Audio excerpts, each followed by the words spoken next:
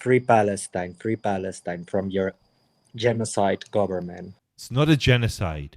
You are not gonna change my mind. This is not a genocide. This is a war and a government which is clearly taking multiple steps to minimize civilian casualties. I partially agree.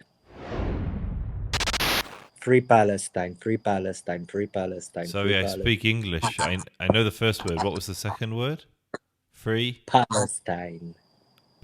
What's Pakistan? Palestine. Palestine. Palestine. What is that and why are you giving it away? Pardon? Say it What again. is it and why are you giving it away? Why is it free? Do you not want it? It needs to be free from Hamas, and it needs to be free as well from your genocide government. What is it? I thought you were clever than this. No, I mean you don't know me, bro. So it's kind of just, to say that. Just because of your kippah, you look clever. you're being racist. You think that Jews are clever. I get it. No, that's not racist. It's not racist to look at a Jew and think they're clever because they're Jewish? No, that's not racist. I don't know. Is it not making a stereotype about someone based on their... Cannot be racist. So do you think that Jews biologically have a superior brain to non-Jews? I'm trying to understand what you mean. No, I was joking, man. But you're making a racist joke? I get it. Are you on the left? No, racist. I would never be racist. But you just were. I love Jews.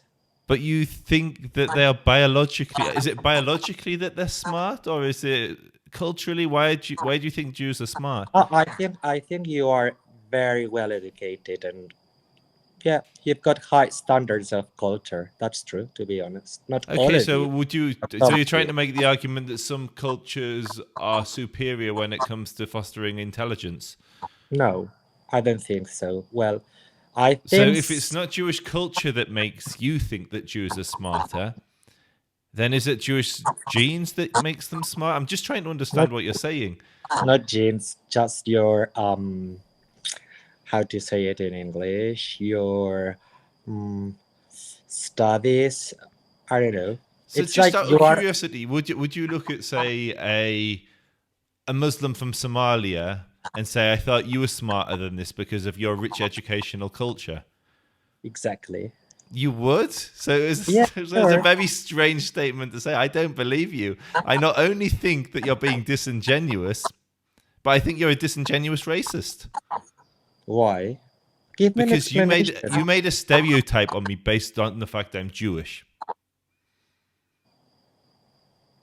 And then when I asked you to explore it, you started talking about the culture of Jews being one that fosters academic accomplishment, which suggests that some cultures are better than others, which is a pretty conservative right-wing talking point, which surprises me for a man on the left. What do you know about me? Maybe I'm a right-wing one. And I'm just perplexed as to why you would think that. Because I'm wearing a little hat, I'm going to be intelligent? I say it again. It was a joke and not a racist one. What kind of a joke was it? I'm not you were racist. laughing at the fact I'm Jewish. I get it. It's funny. It's so funny. It's so funny, mate. You're really, really funny. No.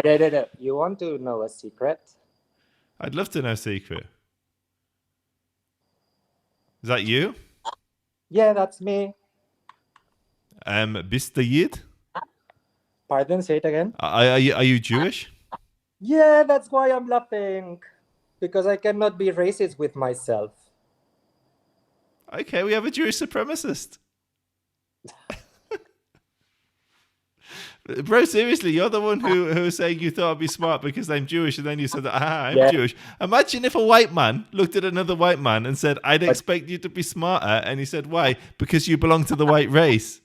Exactly. How would you respond to that, sir? No, I wouldn't agree at all. So, bro, do you want to know the best part about this conversation? Oh, you've been recorded. Yeah, for YouTube. I've got a pretty large audience. And my audience loves Jews that spread lies about the state of Israel committing genocide. We love those type of Jews. They're our favorite Jews. Why? Why? Because you're a great, great example of what a sellout looks like. What someone who abandons his own people. At one of our darkest chapters, where we face the greatest threat that the Jewish people have faced since the 40s, you are siding with those that pose a threat to our people. And you claim you're Jewish yourself. And you're doing the same, your government, not you are doing the same to Palestinian children. So, quick question for you, my friend. How many people live in Gaza? I don't know exactly the numbers. Around 2 million. Around 2 million. According to Hamas, 65,000 people have been verified dead. Yeah, including all of their fighters that have been killed and verified, all of the Islamic Jihad fighters that have been killed, all of the PFLP, all of the Al-Aqsa Martyr Brigade, all of the DFLP fighters, all of the Mujahideen, all of these groups that have been killed included in that 65,000 number. There are 2 million people live in Gaza. We've been fighting this war for 2 years in one of the most built-up, complex battle arenas, hugely densely populated, fighting an opponent that uses civilians as human shields, and we've managed to maintain the death toll at half of 1 year of fighting in Syria. 1 year of fighting in Syria, and the death toll for 2 years of fighting in the most complex urban environment is half that, including all of the Hamas fighters we've killed. And you want to talk about genocide and my government? You are not gonna change my mind. I still think your government... I'm not trying to change your mind. I'm showing my audience how flawed your logic is. You've abandoned your people, and you've stood with those that seek our destruction. You've aligned yourself with the modern day Nazis, Hamas. You are providing cover for Hamas. When you use language like genocide, do you know what? You're Jewish. You should know what a genocide is. What is a genocide?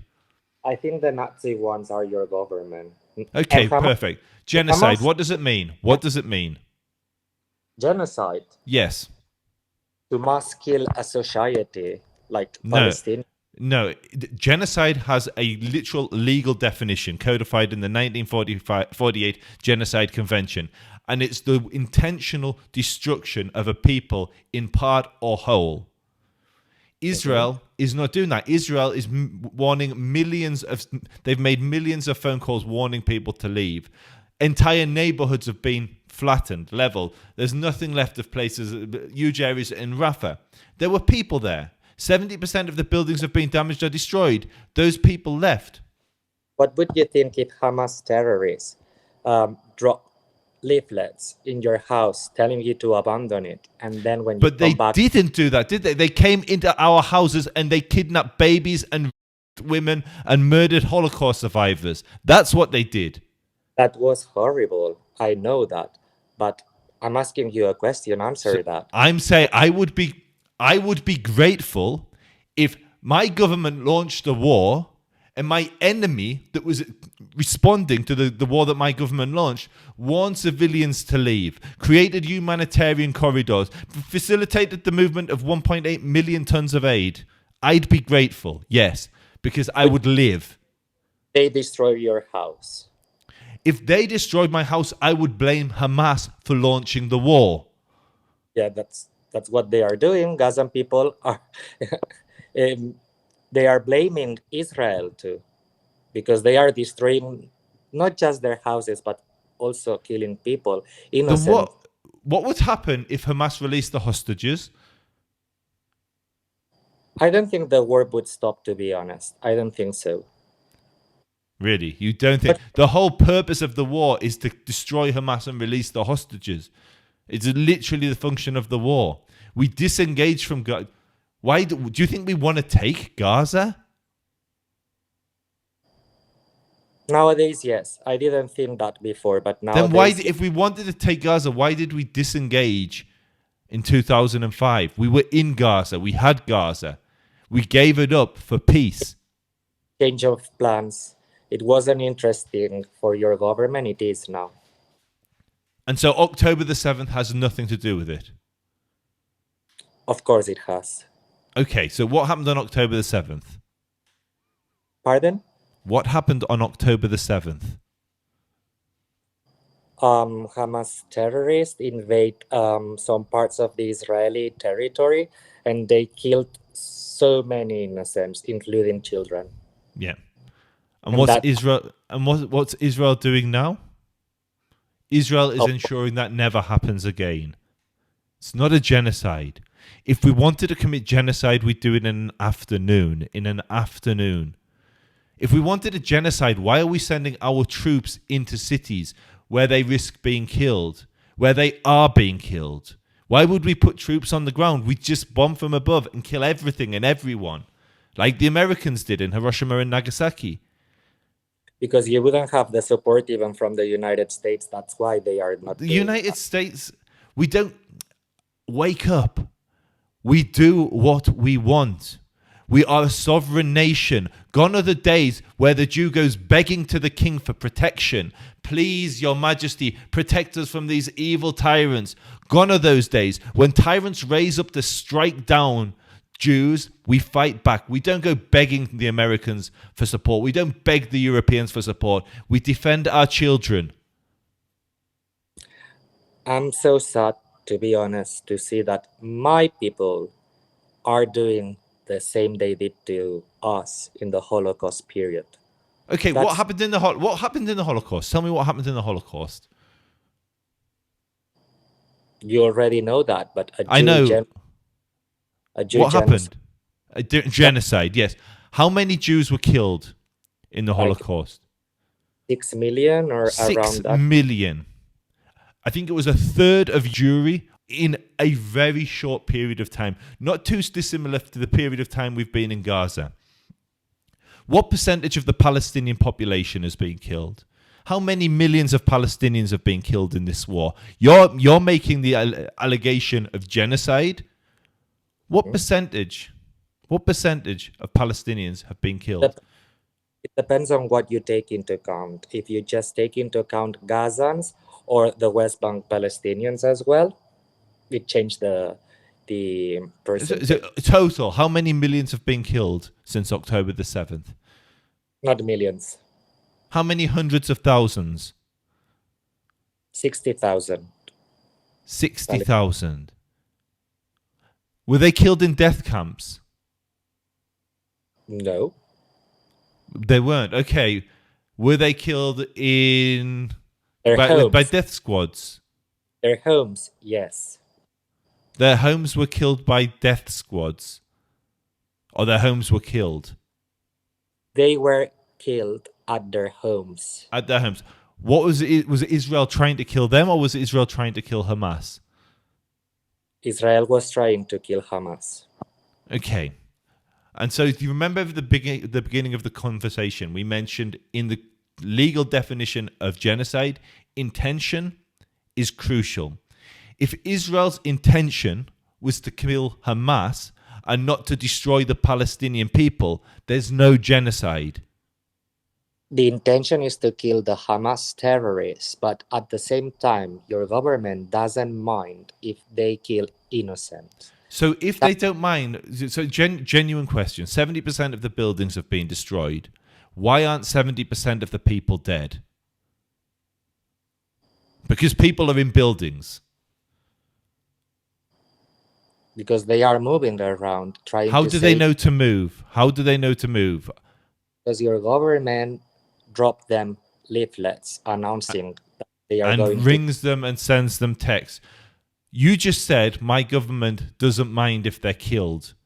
If it doesn't mind that they're killed, why are they going to such lengths to warn them to leave? If you warn civilians to leave, who else do you alert of a pending operation? Hamas.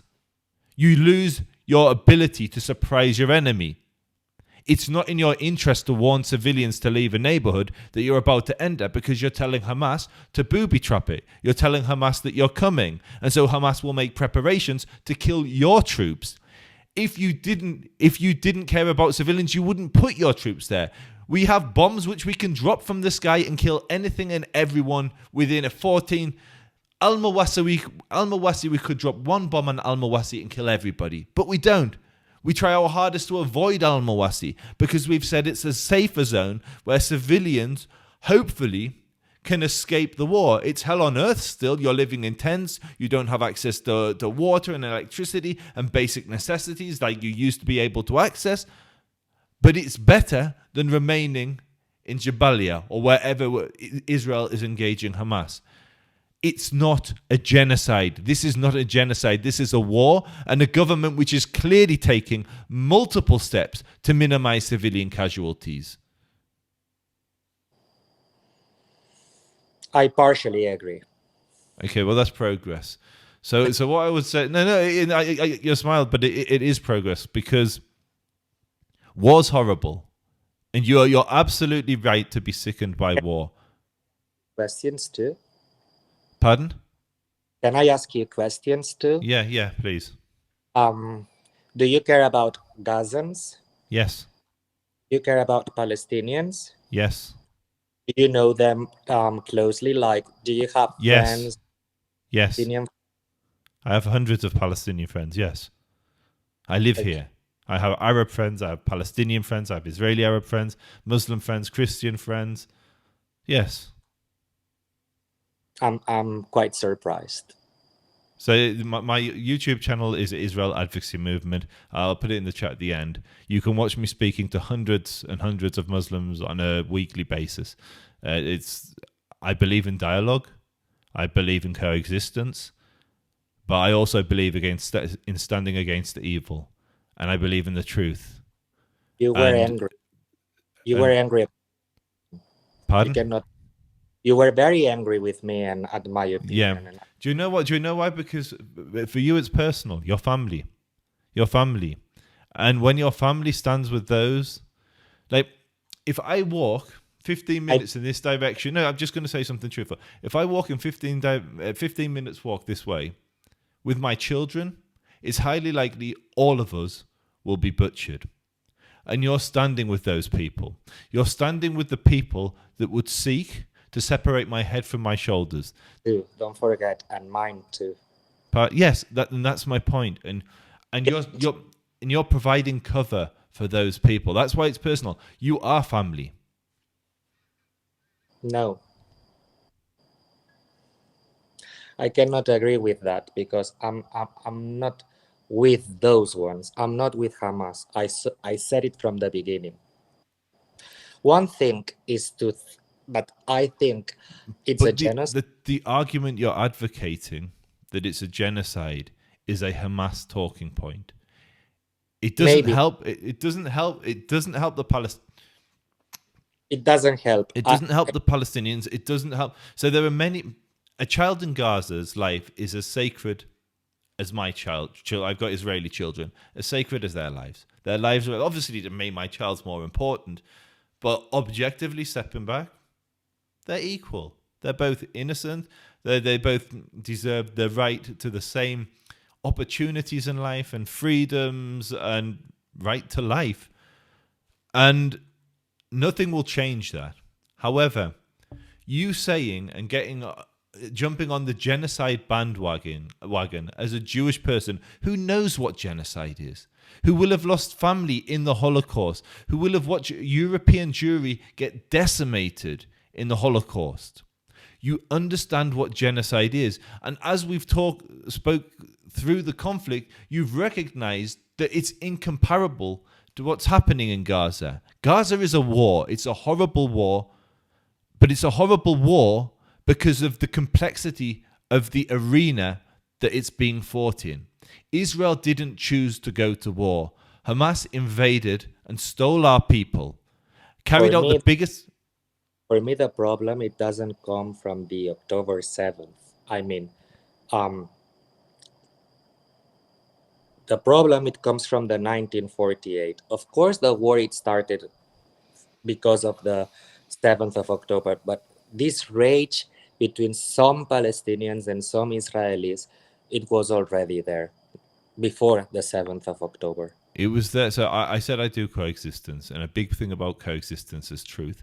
Most people involved in coexistence and interfaith are pitiful because what they will do, they will lie about the history.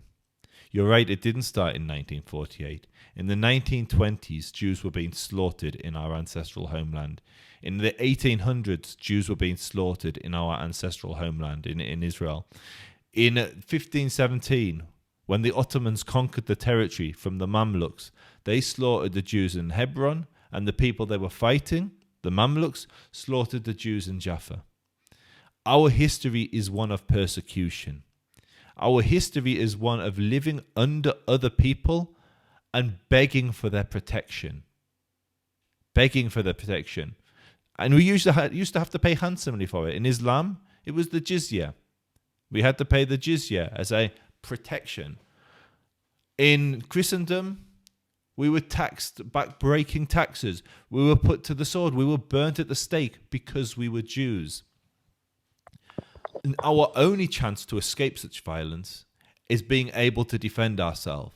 And this is what you're seeing today, and it's what you saw on October the 7th. Just like in every other chapter of our history, a tyrant rose up to slaughter us. And they did. They massacred the innocent, women, children, Holocaust survivors. And this time, we fought back. We didn't have to rely on a king to save us or a caliph to save us. We saved ourselves. And that's why we need Israel. We need to be able to defend ourselves and not rely on others, because you will be awake and conscious of rising anti-Semitism around the world. It's the worst. You're not. You're not aware of rising anti-Semitism. I mean, I'm not gonna do that. I'm aware, but I cannot raise anti-Semitism. No, I'm saying, sorry, you misunderstood. I'm not saying you're being anti-Semitic. I'm saying anti-Semitism is increasing around the world. Do you think I'm anti-Semitic? No, I think you're lost. No, you need to distinguish between anti-Semitism and anti-Zionism. That's What's different. the difference? The difference is that I don't agree with the creation of Israel. Are you opposed to the existence of any other countries or just the Jewish one? Pardon, say it again? Are you opposed to the existence of any other countries or just the Jewish one? In general, I don't like flags. I don't like countries. I don't like borders. So Except, do you support the creation of a Palestinian state? Is what you started the conversation with. I think now the best solution is the two-state solution. So okay. What I'm trying to get to is you said that you're opposed to the. I mean, even being for a two-state solution, by the way, makes you a Zionist, just for the record. So you're not an anti-Zionist. Okay, maybe. Okay. You're right. You're right. I agree. I mean, I wouldn't agree with the two-state solution like before 1948, but nowadays I think it's the best solution. Okay. Before 1948, I what think would you? we're around the world, all around the world, and well, we some of us thought we would need some protection, and that's why we needed to create the Jewish state, Israel. But I still think the work it needed to be done is to try to live all around the world peacefully. And Did that work well for us for the last 2,000 years? It's a genuine question. I know it didn't work, but gypsies also don't have a country, and they are vaccinated everywhere. Some people don't like gypsies. And what would you think if they took some part of the land? I accept that gypsies face persecution in some countries. Is it comparable to the persecution of our people? The Inquisition, the Holocaust, the Farhud? Nothing is comparable, I think. nothing. I don't want to compare. Okay, Just so that an example, like I wouldn't like gypsies to say suddenly, let's take Spain because we don't have land and we don't want the Spanish people to live here. They need to move. We're going to create our own country. so I will get there, and I will get there in a minute, because yeah, I think your understanding of 48 differs from my understanding of what happened. But I just want to get the foundational aspect. So you're saying our history for 2,000 years has been bloody and horrible, but you don't want to change anything. You just want to hope it gets better. Of course, I want to change Okay, everything, so but what would you change to avoid our people getting massacred, to avoid your children getting killed, my children getting killed? What would you change? politics needed to be changed So at you that would moment. change the non-Jews? Pardon? Are you saying you'd change the non-Jews? Yeah, trying to convince them that Jews need to live secure everywhere. And if that doesn't work, what happens? For me, the creation of Israel was a mistake. The way it was done, Jews arrived by ships to Palestine, and they were welcomed there from They Palestinian. weren't welcome. They were slaughtered in 1920. From the 20s onwards, as soon as British took possession of the mandate, the Arabs started slaughtering the Jews. In 1920, we were killed in the Nabi Musa massacre. In 1921, the following year, we were killed in Yafon, Safed. In 1929, the entire community of Hebron was slaughtered and forced to flee out of an ancient Jewish community that had been there for centuries and centuries and centuries. And they were forced out. The lie that we were welcomed is one of the most disgusting and perverse lies. Britain were awarded mandate on the condition they establish a Jewish national home. The Arabs started slaughtering the Jews and then exerted such pressure on the British that during the Holocaust, Britain locked the gates of British mandatory Palestine to Jews, and the only reason they had the mandate was to establish a Jewish national home, meanwhile welcoming thousands and thousands and thousands and thousands of Arabs in every single year who weren't suffering in the Holocaust. In fact, Hajimin al-Husseini was one of the highest paid Nazi officials. He lived in Berlin during the war. He tried to set up death squads in Bosnia. And so the idea that Palestinians, who they weren't Palestinians back then, the Jews called themselves Palestinians, they called themselves Arabs, largely Muslims, Christians, the Why? Palestinian wine. You're Jewish. Have you ever heard of a company called Palwin, for instance? It's a Kiddush wine, which you drink on Friday night. Palwin. Have you heard of it? It's No. still, you can buy it in the shops now and celebrate Shabbat and make Kiddush on it. It stands for the Palestine Wine Company, Palwin. The Palestinian football team, entirely Jewish. The Palestinian electricity company, Jewish. Most of the infrastructure built by Jews. The Arabs were. There was one newspaper called Palestine, and it was largely the Arabs did not associate, and so much so that when the British were there, only Bey Abd al-Hadi, who was an Arab leader at the time, said, "There's no country called Palestine," because back then it was British mandatory Palestine. Palestine is a term the Zionists invented. So the Palestinians didn't welcome us. The Arabs didn't welcome us. We were slaughtered. Yeah, and all we were doing back then is purchasing land and trying to set up small socialist agricultural projects, largely. And yet we were still slaughtered. Kibbutz, right? Yeah, the kibbutz movement, exactly. Obviously, we were doing more than just kibbutzim, but we were there Do, peacefully. We were a tiny minority with no strength. We were purchasing land, and the Arabs feared that we were looking to establish a state and started slaughtering us. do you live in a kibbutz now? No. There's very few kibbutzim that are still kibbutzim here. Most of the kibbutzim have been commercialized and they're now private enterprises. But I'm not on the left. I was raised on the left, and I left the left a long time ago. Okay. Where do you live in Israel? Can I know? I'm not going to completely dox myself, but very close to Jerusalem, very close to Jerusalem. Okay, okay. Mm, so what can I give my opinion now? And like Yeah, very um, I I still think I like to listen to yourself because I know you are a very intelligent person and not just but because of not your. because I'm Jewish. I was joking, and I'm I actually part Irish, so the intelligence comes from the Irish side.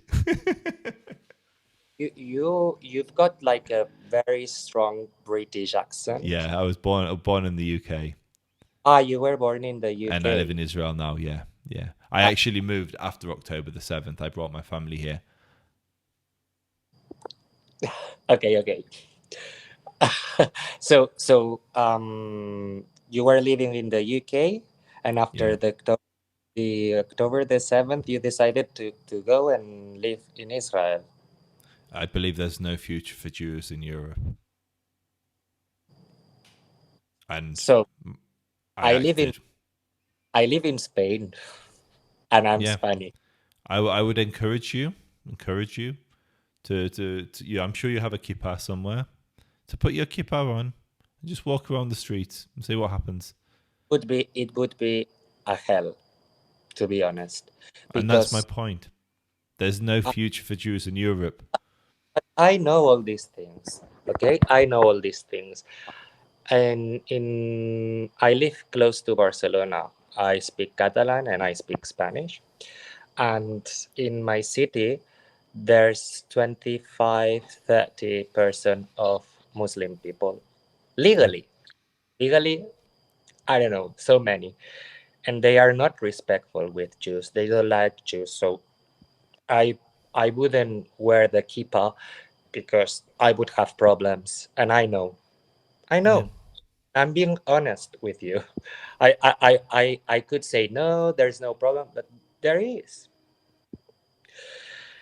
But And can I just add something there? Just one of my own observations. Actually, it's not my observation. It's borrowed from a woman called Inat Wilf, who is on the left, or was on the left. I'm not sure anymore. But she was a Knesset member, an Israeli politician. And she once said something which resonated so deeply with me. And that is,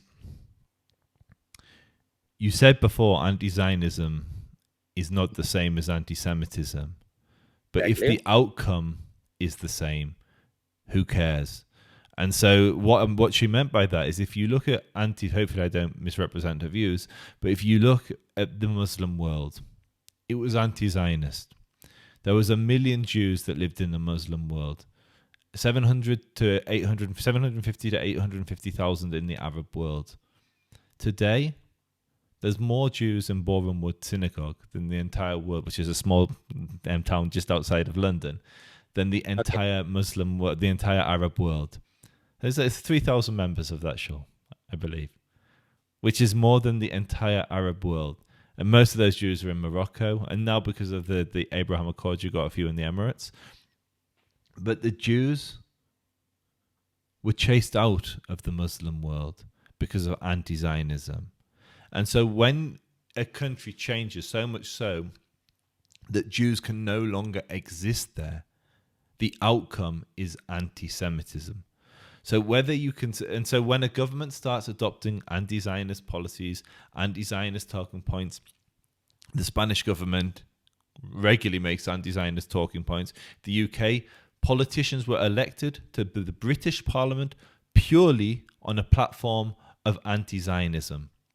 And so when countries start electing politicians because they are anti-Zionist, the outcome is anti-Semitism, which is why if you were to put this on and walk around Barcelona, you wouldn't be safe. And if a Jew can't go out in public, it doesn't matter whether you call it anti-Zionism, the outcome is anti-Semitism.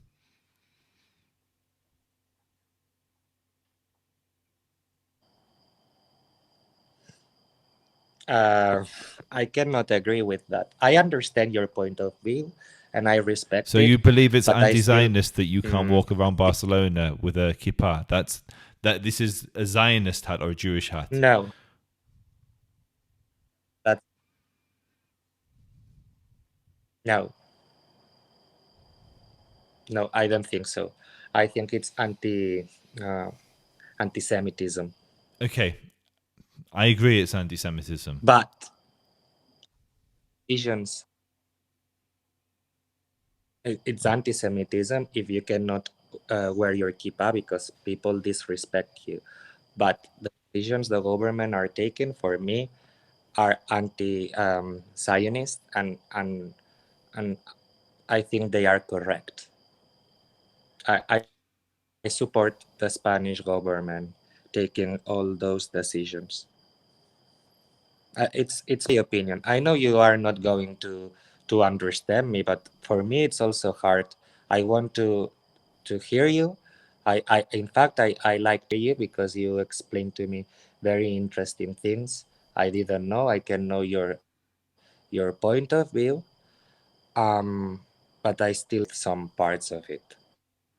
No, I look, one conversation. I'm not going to change your mind. Right? I'm not an idiot. I've been doing this a long time. I Like, think that we evolve our, particularly something as personal and political as Israel for a Jewish person.